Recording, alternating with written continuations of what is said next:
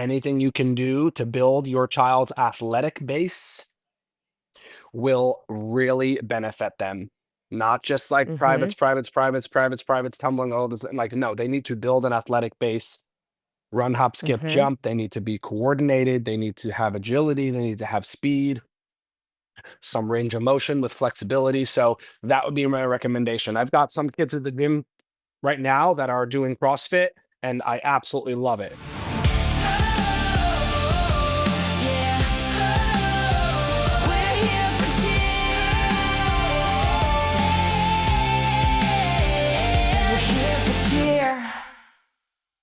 Welcome to today's episode of the Here for Cheer podcast. Today's guest is going to be a great one. I have admired him and his program since day one when he opened in 2010. He is a featured conference speaker on things like gym culture, stunt technique, and score sheet strategy. He has won countless titles and achievements in his time as a gym owner. He owns Star Athletics and runs not one location, but two locations, one in New Jersey and one in Georgia. He manages over 500 athletes, 40 coaches, in addition to coaching 3 teams. He is a leader in our industry. He's doing incredible things, not only for his programs, but for our sport. And I am so honored to have him as a guest today. Welcome to the show, Lee All right, Grobstein. that was some introduction. Thank you. So Yes. happy to be Well, here. I mean, well deserved. Truly, I am a huge fan of what you do. And it's incredible. Star Athletics is something that we look up to. And what you've done with your programs in both locations is just something to be incredibly proud of. So welcome to the show. We're so excited to have you on, and I cannot wait to pick your brain. Yeah. So as we get started, I just want to kind of talk about the Star Athletics brand. Um, you have a very strong brand presence. And it is not only athletic looking and consistent and professional, it's just kind of everything that we want as gym owners. How do you achieve such a strong brand for your program? I think it started for me as a young kid, just really loving sports. I love everything about sports, the traditions, the colors, the brandings, the logos, all of that. So I think that's where I started. I was a all-star cheerleader at Star Athletics in high school for 2 years. So all the kids I coach today, I tell them how lucky they are that they have, so many years ahead of them when I only did it for 2. Yeah. So when I was able to come back from college and take over Star Athletics, I was ready to just make it really look, I guess, collegiate and athletic because I was just fresh out of college. I went to North Mm-hmm. Carolina State in Raleigh, go Wolfpack. Yeah, so I think that's what was on my mind. It was also right around the time that John Wooden passed away, the basketball coach at Mm-hmm. UCLA. So I was home one day and they were doing a special on him on ESPN and they were showing like the pyramid of success. And I just thought Mm-hmm. all the words were really cool and just, you know, had really great meaning to them. And that was kind of the start. That's really what started my gym owner journey in May of 2010 was trying to make Star Athletics just really putting the athletic in athletics, I guess, and just making it have Mm-hmm. that college feel. And then also bringing that John Wooden pyramid of success as the first base of our culture when I first started. I love that. And I've seen that you tie so many things of kind of his stories and lessons into your training at your program, which I think is really incredible as well. So, what would your tips be for a gym owner trying to create a brand? Have standards, have something that you stand by and that you're going to hold on to. It can't just be cheer. It's just not Mm-hmm. enough, you know? It's not Yeah. it's not enough. So that would be my advice is that there's got to be something that you believe in, whether it's the someone's teachings or a mentor or someone that came Mm-hmm. before you or some sort of inspiration from somewhere can help kind of jumpstart your brand and culture. Yeah. I love that. And then now, when it comes to your marketing for your program as well, what kind of tips would you have for a gym owner when it comes to those things? Because you do a great job of marketing all your different classes, programs, everything, and really, like showcasing your culture in your gym.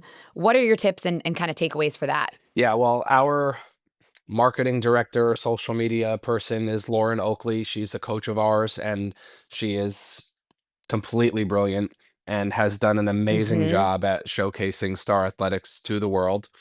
And I think that's what her goal was. She's like, if we don't Yes. show everyone every single thing that we do, then it's just like the best kept secret in the world. And like serves nobody good.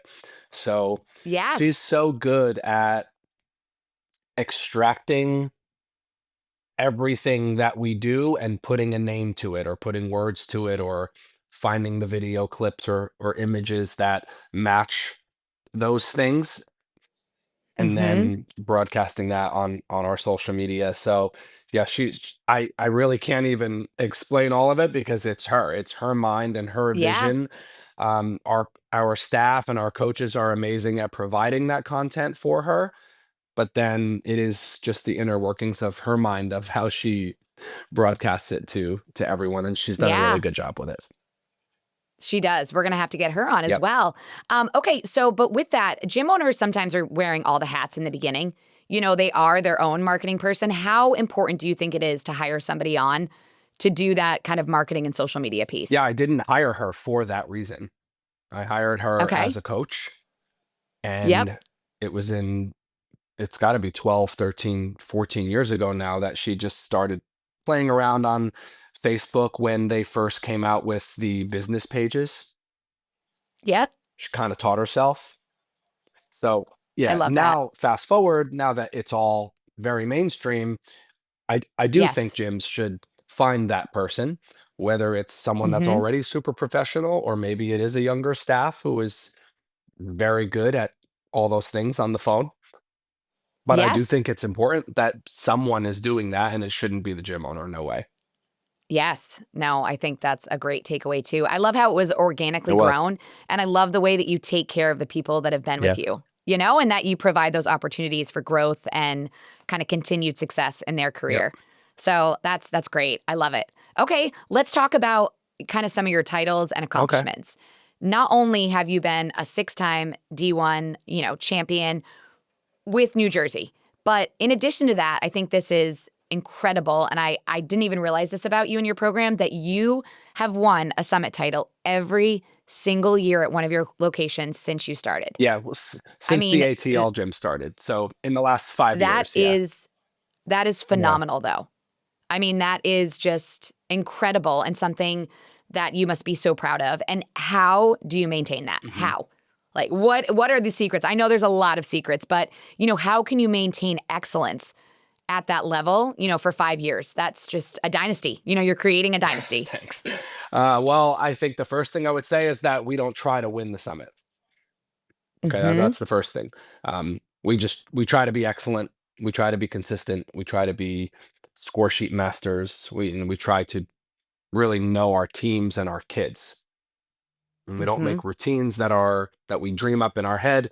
We make routines that match our athletes, and we evolve them and progress them throughout the season until it gets to the point where they could do them blindfolded, you know? So, I love yeah, so that. the fact that we've won a title at either location over the last 5 or Mhm. 6 years is really incredible. It is. Oh, Yeah, it it's a is. testament to the staff at both gyms.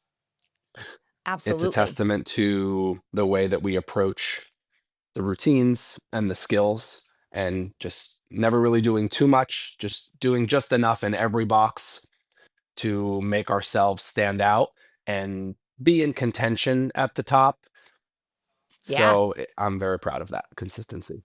You should be incredibly proud of that. So if you could give one tip that you think every gym owner should know or coach should know in training for, that level of excellence, what would that kind of one tip be? I know you probably have a Mhm. lot, but just one thing that they could kind of take away from this conversation and start applying in their Yeah, own I programs. love coaching the overall judge sheet.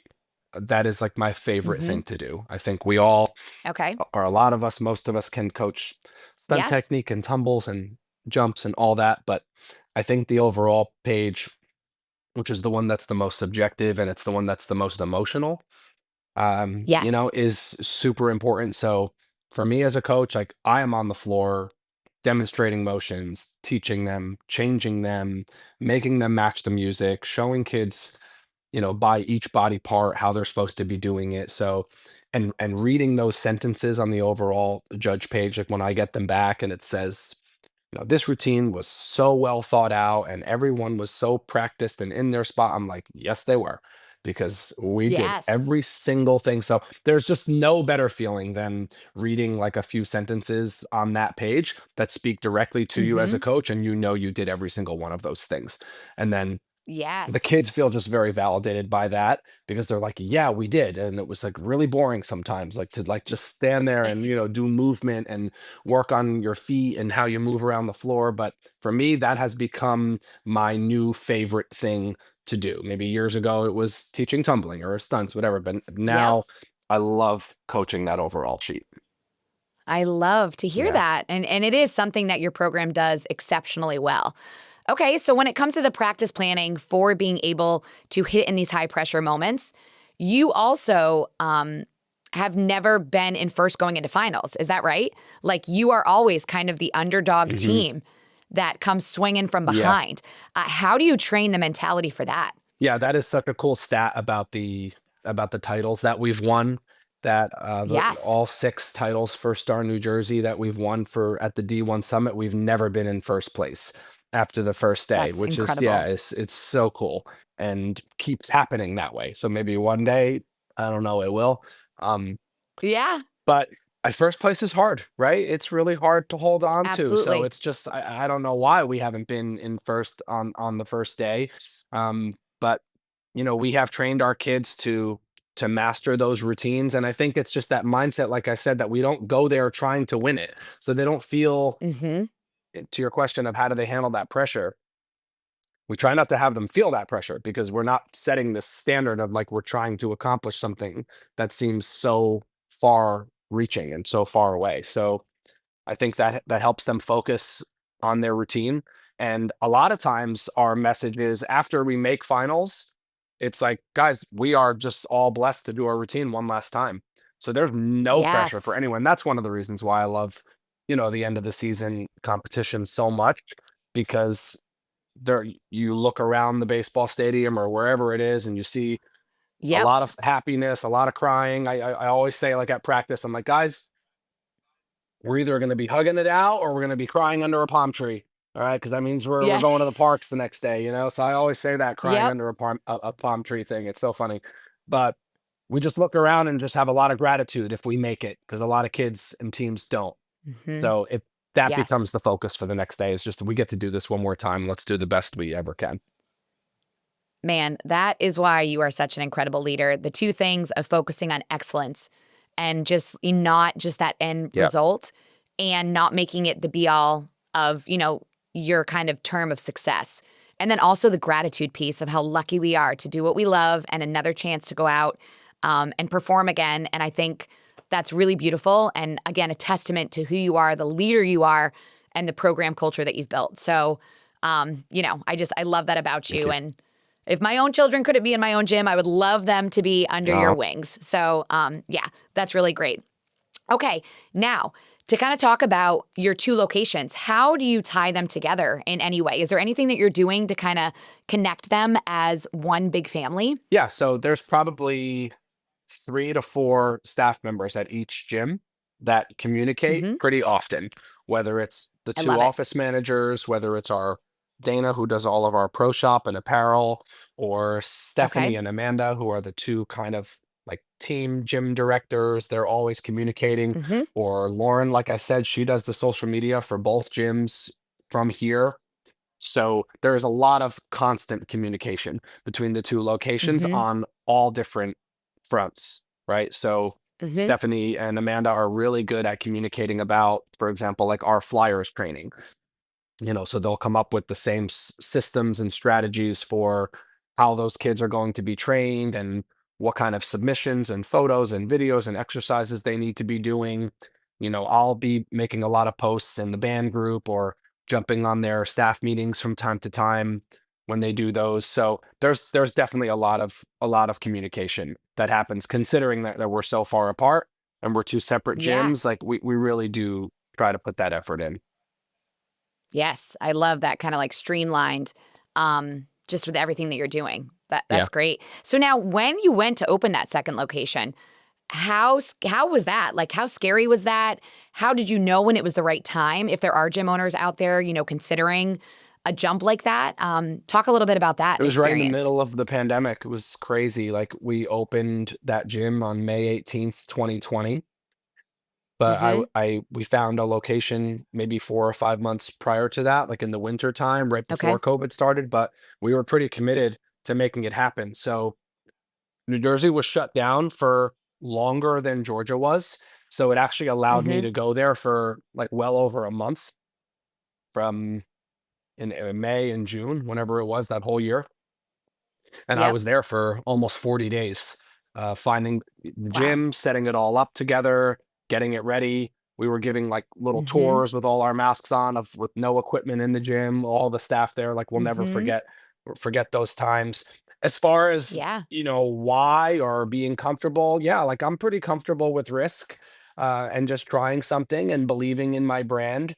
And there were Mhm. people down there that wanted to coach for me, so I really appreciate that, I Yes. respected that, so I was like, "Let's give it a try," I felt like I had good Yeah. people in place in order to have a gym so far away. It's all about the people, so if I didn't have the core group of Absolutely. staff that we have there, it probably would be a lot more challenging.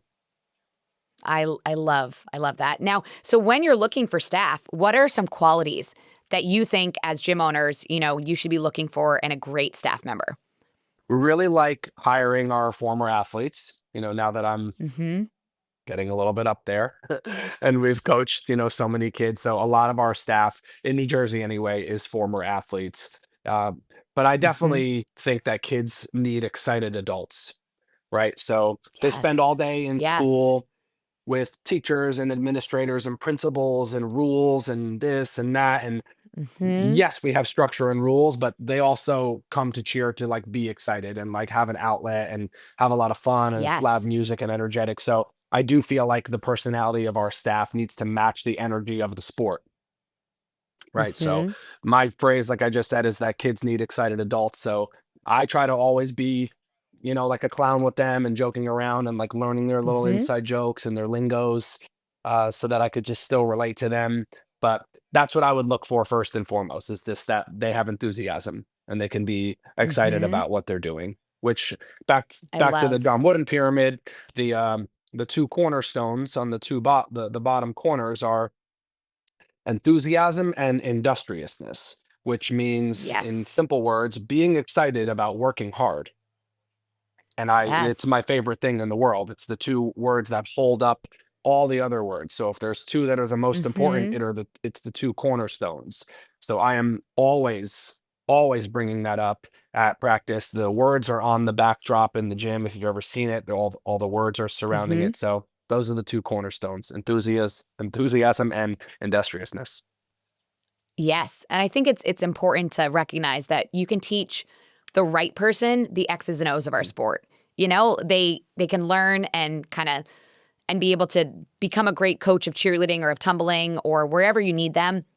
But that excited piece is something you can't teach. You need the right people that have that great personality and that energized Yeah. kind of takeaway to want to connect with kids and, to make their lives better. Yeah. So, yes, that was a great one as well. Okay, so let's talk about you do it all. With coaching teams and now managing an insane number of people.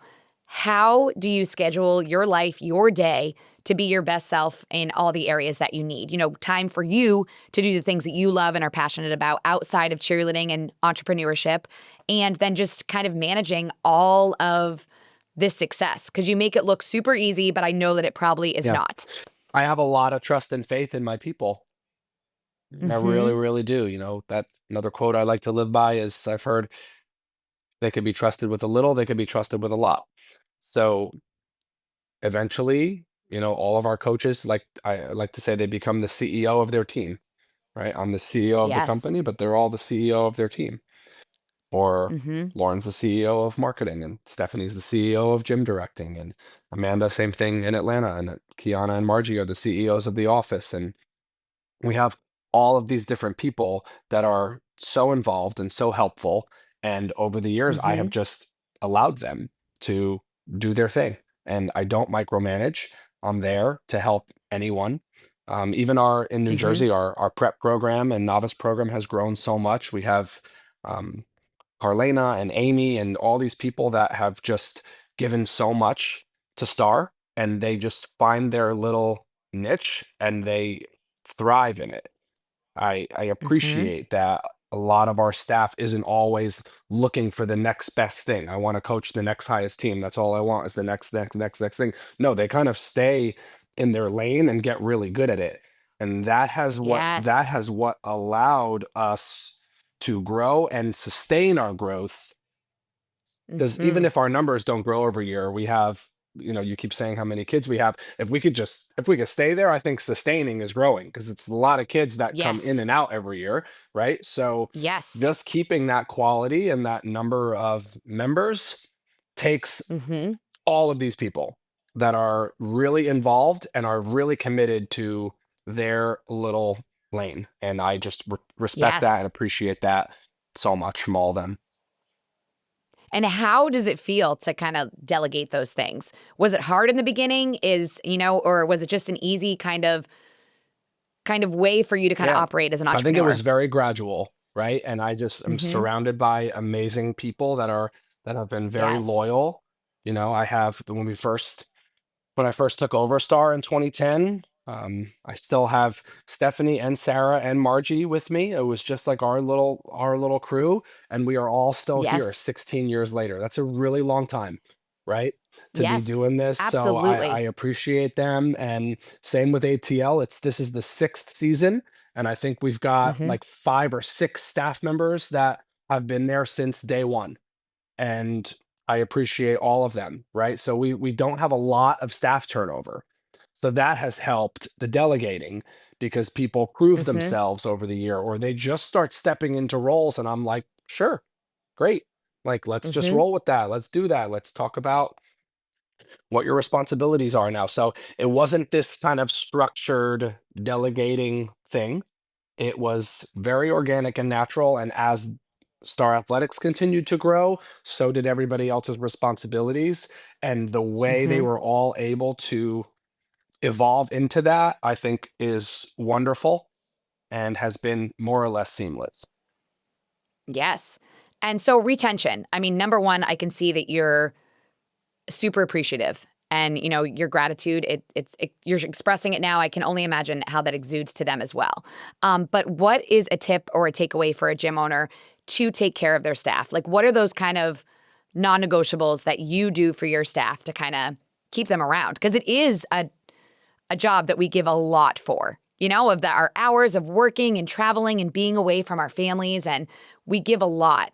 Yeah. What are your things that you're doing for your Yeah, I people? think schedule and timing is a big one, whether it's Mhm. trying to be accommodating to their weekday or weekend practice schedules, or Mhm. being flexible with people's flight times and hotel checkouts. Mhm. And I I like to believe I have not tried to be so rigid with that. I've really tried to be flexible with the Mhm. staff. And if it costs us a little more or a little less sometimes, like I know that just like it's worth it, and it kind of all comes out in the Yes. wash, and it's worth it to have all these people at the events or at the gym on a long Sunday or all day or all the weekdays. So I think those Mhm. are 2 things that I really do try to be cooperative on, is some time Yes. off schedules, like not harping on people if they take time off, making sure their stuff is covered.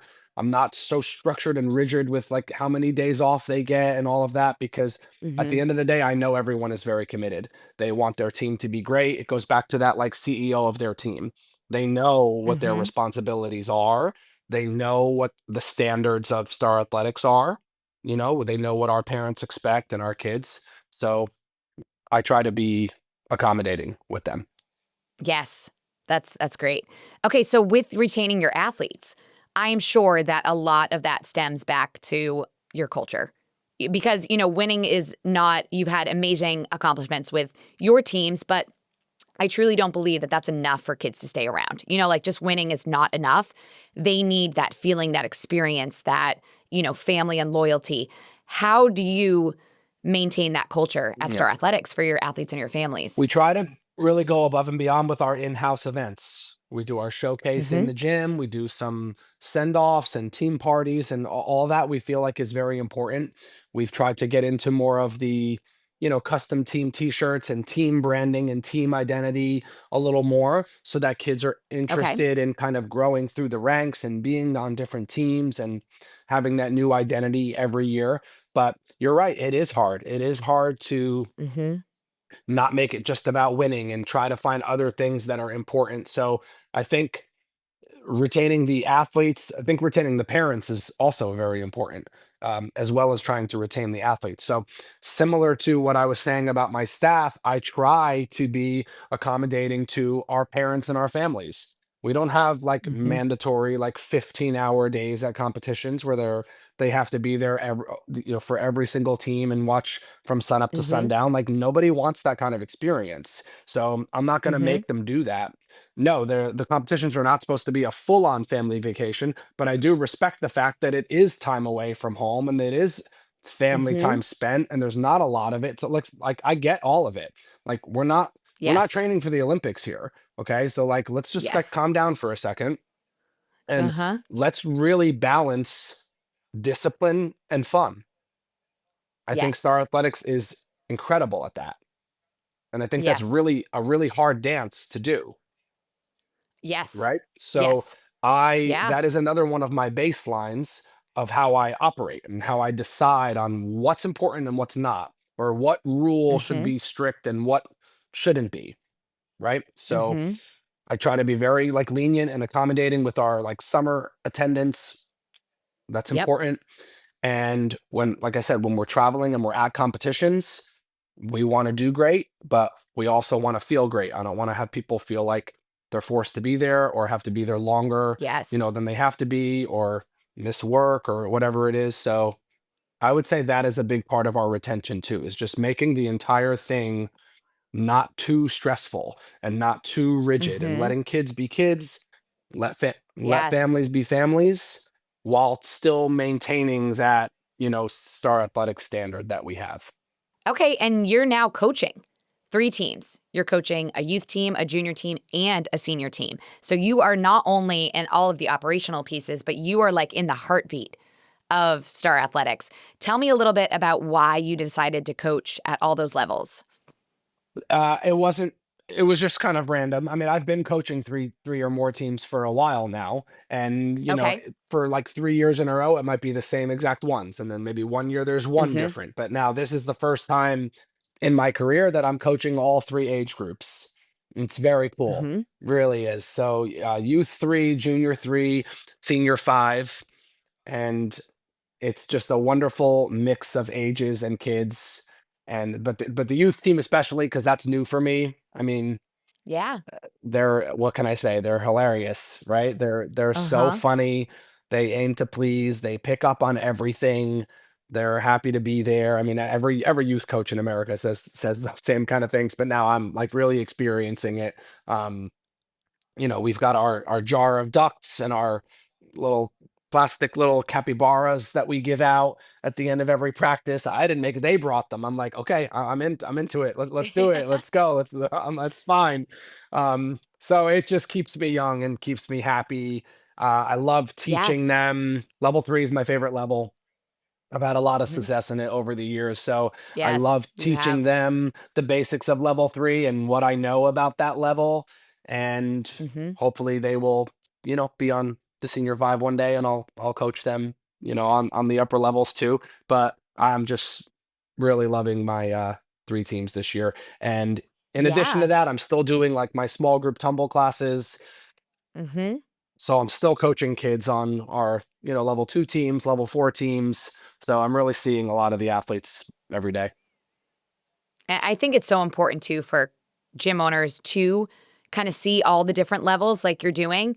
Because it just, I think sometimes too, parents assume that you only care about the best team in the Yeah. gym. And, I think it really kind of starts with that leadership from the top that you're in all of the things of not only your small group tumbling, but then coaching, multiple teams within your program. How important do you think it is that gym owners are out on the floor with their teams if that's why they started? Right. Like if you love cheer and coaching, Yeah, I can't speak for yeah, every gym owner. I was a yeah, tumbler, as an athlete. mm-hmm, So that's like where I got my start. But not every gym owner might be like yep, that.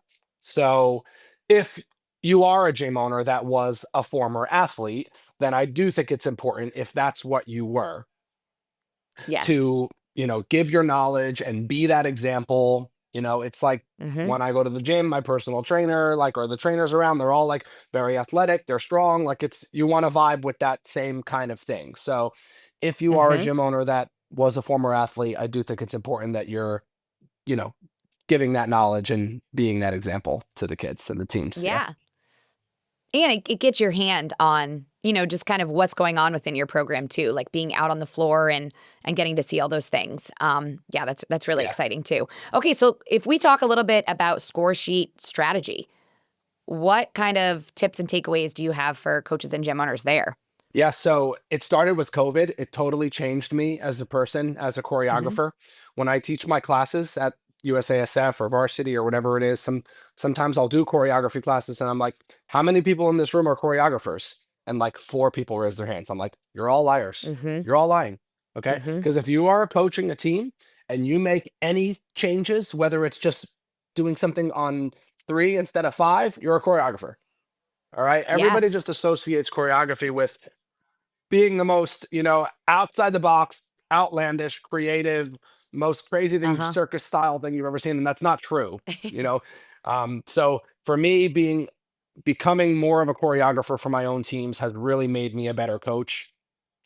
It has Hmm. allowed me to have like full ownership over my team, routine, comments, score sheets, outcomes, whatever it is. So this summer at the conference, I was teaching about like predicting outcomes, meaning like I know the kind of work I'm going to put in. Like if I'm going to do only left to right ripples, or I'm going to do up and back, or I'm going to have clear pathways or no distractions, like I am predicting outcomes that those comments and corrections are not going to show up on my score sheet ever. I refuse. Hmm. Right. So that would be my advice to you, is to create, I think you said non-negotiables, and I have done that. Like there are things that I just will Hmm. not do in routines, and it's just like a strict list of rules that I have, that I know that will give us positive outcomes when it's done.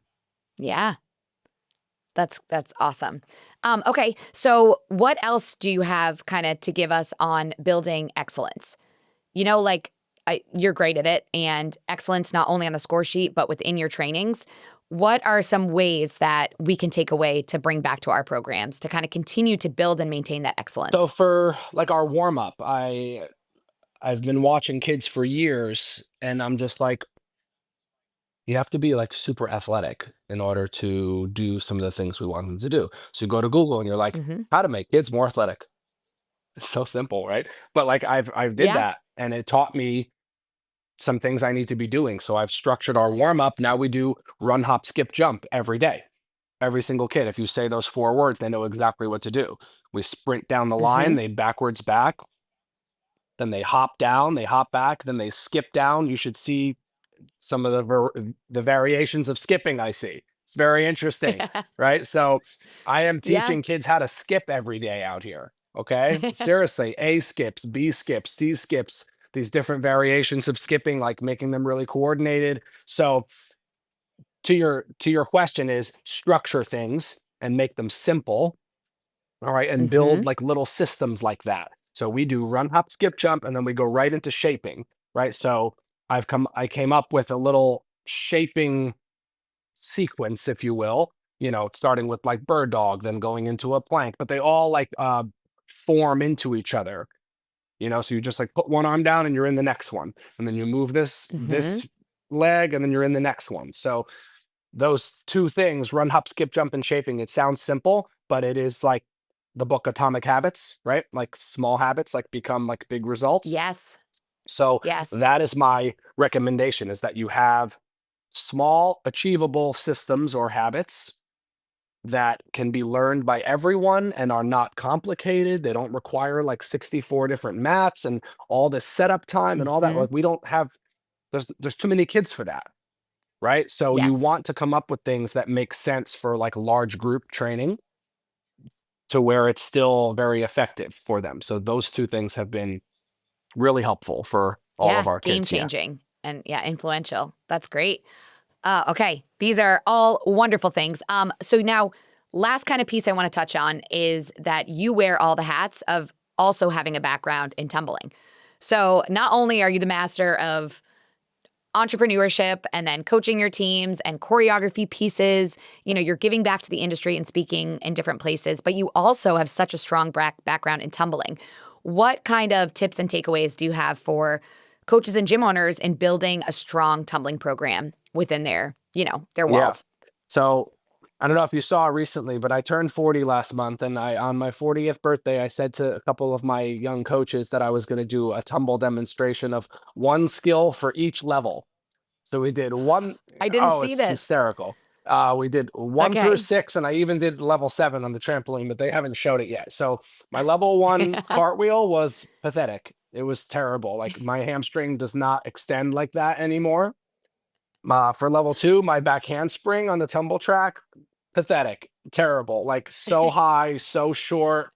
Uh, but my punch front and my standing tuck, those were good. They were strong, quick, like easy little things to do. But yeah, I definitely had a great tumbling background going to Woodward Camp for many years in Pennsylvania. All those years Mhm. that it was open, I was obsessed with getting good at tumbling. I was, a quick twitch athlete, so I was like just really Mhm. good and got good, and that's what really made me fall in love with cheer and coaching. That was a tumbling coach first before I started Mhm. coaching cheer and the routines and all of that. So Woodward Camp definitely inspired me from an equipment and setup standpoint.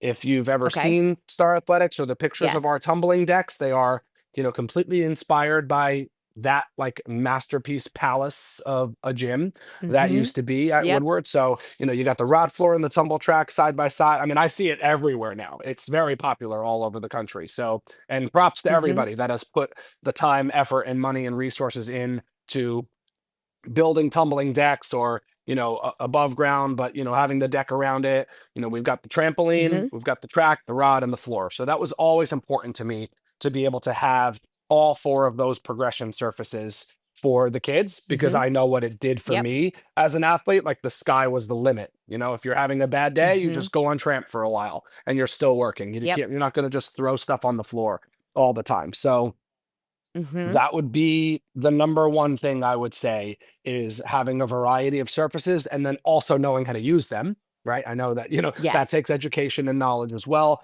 Thankfully for me, I had that experience. So I was able to hit the ground running right from the start as a gym owner, because I was 23 and still doing all the hard skills and all the things and just couldn't wait to teach kids how to do everything that I could do. So, yeah. Yeah.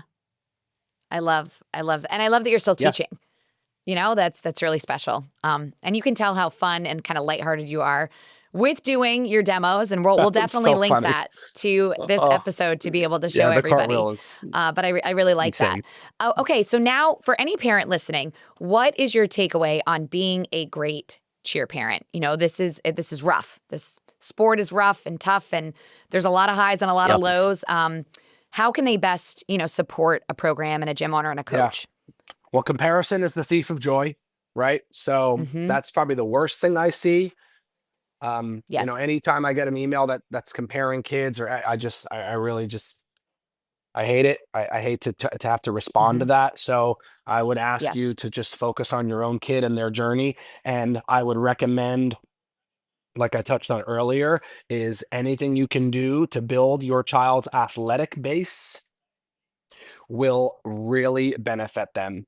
Not just like Mm-hmm. privates, tumbling, all this. Like, no, they need to build an athletic base, run, hop, skip, Mm-hmm. jump. They need to be coordinated. They need to have agility. They need to have speed, some range of motion with flexibility. So that would be my recommendation. I've got some kids at the gym right now that are doing CrossFit, and I absolutely love it. I love that they're Yes. out there. The other day, one of them was telling me they went to the gym, they did legs, they did that. So I love to hear that. So that's my recommendation if they want their kid to, really thrive and evolve through the sport. They need a good athletic Mhm. base, coordination, speed, function, all of that. Outside of that, yeah, I mean, being supportive is, you know, when we do the reason we do our showcase at the gym is because I'm trying to create an environment where I can have a lot of people care about one thing at a time. Mhm. Right? Because when we're at competitions, there's so many distractions, right? We're buying Yes. $85 ducks, we're getting Dippin' Dots, we're, Yeah. watching TGLC, which is fine. I love to watch them too. Um, but when we Yes. do our showcase, like the lights are off, it's fishbowl atmosphere, and everyone is going to Mhm. care about everyone else's kid, at least for 2.5 minutes on that day. You are, Oh, right? yeah. So we Yeah. really try to get our people caring about our other teams and their friends on Mhm. other teams because it just like creates that excitement and energy and builds like a really nice foundation of support, because Yes. your kid's going to be on that team one day and you're going to want that other team cheering for your team. So, I kind of look at it like a Mhm. big picture like that. Mhm. Yeah, I like that a lot. And I noticed too, in a lot of your stuff that you have like bulletin boards and different fun activities and like checkpoints throughout the season. I'm assuming that that's kind of to keep it exciting and fresh because the training that we're doing all summer and all fall to get to showcase season and then obviously our competitive season, it's kind of mundane and not very glamorous. Can you talk a little bit about that kind of experience that you add into your practice Well, I planning? heard the quote a long time ago, anything measured is improved, or anything measured can Hmm. improve or does improve. Yep. So we try to do any sort of measurement we can, whether it's just for the duration of one practice or if it's for a month or if it's like a countdown to showcase kind of thing. So I Hmm. think that's important to build camaraderie and little in gym competition Hmm. between the teams or even your own stunt groups. And a lot of my coaches are great at that. I mean, years ago, I used to do it a lot more. And I think that helped lay the foundation. And now I would say a lot of Yes. my coaches do it in their own versions, in their own little ways at their own practices. And I'm very proud of them for Hmm. that, for, being that Yeah. culture carrier of something that, I tried to kind of start, the foundation of, and they've really taken off with being And trusting them creative with with that. that. Yeah. Yeah. I love it. Okay. So talk to me a little bit about what is next, for you personally or for your program. What are some of your goals, dreams? What do you have out there coming up for hmm you?